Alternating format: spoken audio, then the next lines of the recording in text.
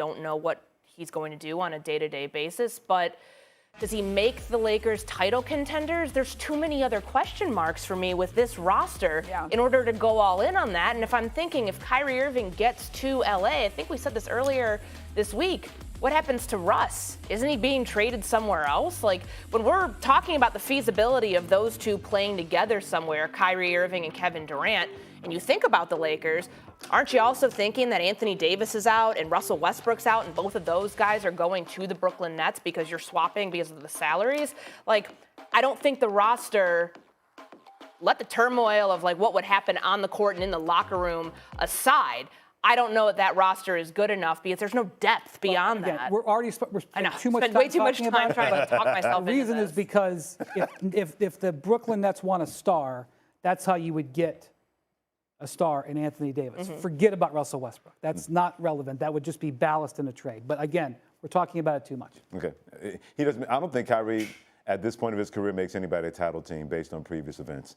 I know he's a gifted playmaker, and I don't know if he's a top 5 player. I got 7 players right now: Giannis, Steph, KD, LeBron, Jokic, Embiid. I take over Kyrie Irving that are less of a pain in the you-know-what than that guy from that standpoint. So I don't think he makes anybody a title team because everything that comes with him.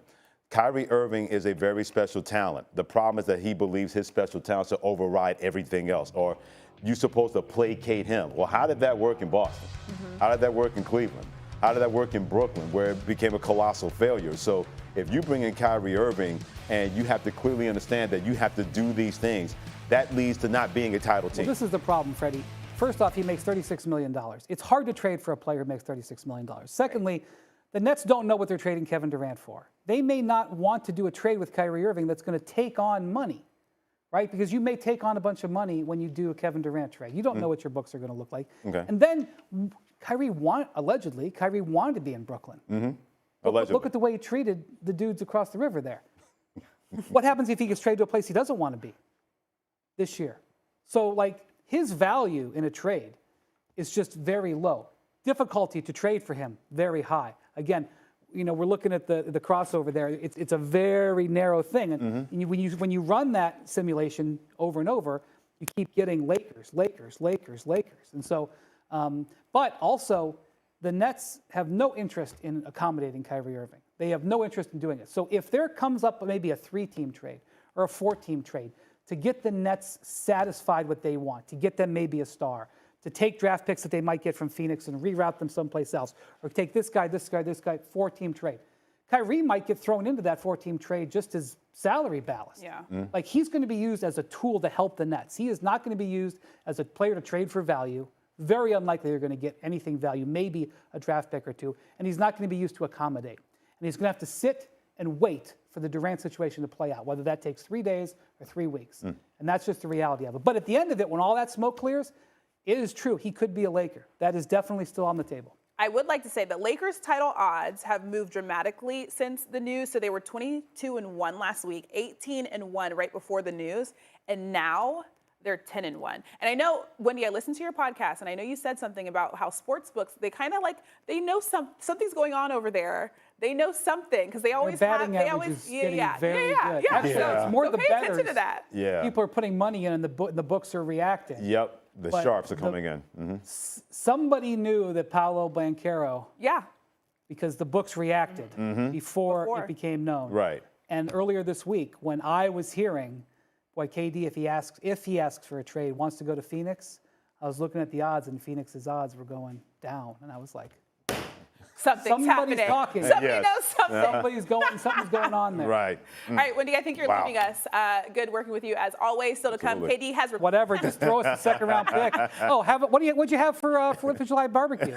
No, I mean the Heat. Yes, the Heat can make a competitive package, and also I can make the same thing. Say Jimmy Butler, Bam Adebayo, Eric Spoelstra, Pat Riley. I mean, it's not hugely different, but I think Phoenix is where he wants to be, and typically. Not always. It didn't happen with Kawhi Leonard, for example.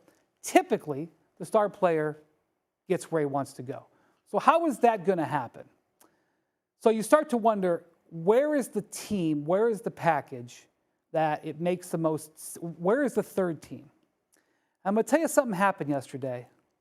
The league executives are wondering what the heck it means. And it happened within 5 minutes. In fact, Adrian, the tweet right before, Adrian tweeted about Durant. He tweeted something else. It was a trade yesterday between the Utah Jazz and the Brooklyn Nets. It's a very strange trade. Very strange trade. And you'd really have to be a Jazz or a Nets fan to even know what I'm talking about right now. Okay. I don't even know if I'm you on the guys edge know what of I'm my talking seat. about. Yeah, I have exactly. I've Woj's notifications turned They on, but I don't traded remember this. Royce O'Neal, who is a role-playing three-point defensive shooter, to Brooklyn for a future first-round draft pick. And so you're going, well, what do you care about Royce O'Neal? Why does that matter? Why would the Jazz do that? Why would the Jazz, who have 2 stars on their roster, take a player who's one of their starters and best defensive players and trade him in a salary dumping move? Why would they do that? To open up space to try to land Kevin? No. Part of a 3-team trade? You say, why did Quinn Snyder walk away from that job? Okay. And you say, when Danny Ainge, last time he hired a coach, which was Brad Stevens, Right. what happened that same year? What did he do? When he hired this young coach who'd never coached the NBA before, and he gave him a long contract, gave Brad Stevens a 6-year contract. Will Hardy, who they just hired, who was, going to potentially be a great young coach, they gave him a 5-year contract. Very rare for a first-time head coach to get a 5-year contract. Why? What's going on in Utah? What's going on? And that's what people in the league are watching right now. Okay. What's going on in Utah? Okay. And so I think the Brooklyn Nets and Phoenix Suns need to find out what's going on in Utah as well. Because what else happened that first year that Brad Stevens got hired? Danny Ainge traded Kevin Garnett and Paul Pierce. To the Brooklyn Nets. So that trade, that Royce Young trade yesterday, Okay. was a very strange trade. Very strange trade. Do you think they're just blowing things up? Is everything about Christine, I don't know what they're doing. Okay. But the executives in the league are looking. They're looking. And so what I do think is going to happen, because Phoenix and because Brooklyn probably don't have a perfect trade package, a perfect trade partner. Right. It's going to spread. This trade is going to spread. And it could go 3 or 4 or 5 different ways. And this is, as I'm talking late in the night to league executives last night, they got their whiteboards out. And they're figuring out, well, this could go here, and this could go here, and this could go here. So I just think, we could see this spread out to multiple teams. Okay.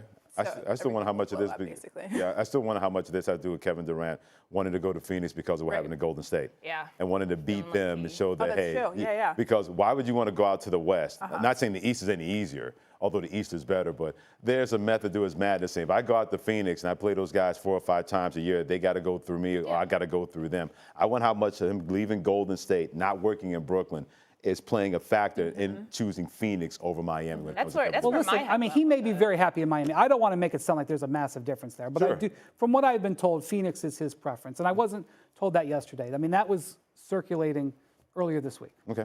I want to ask you something because I think you said something about this yesterday, Wendy. Obviously, people wanted to know if KD and Kyrie were going to be able to play together somewhere else. What is the likelihood that happens?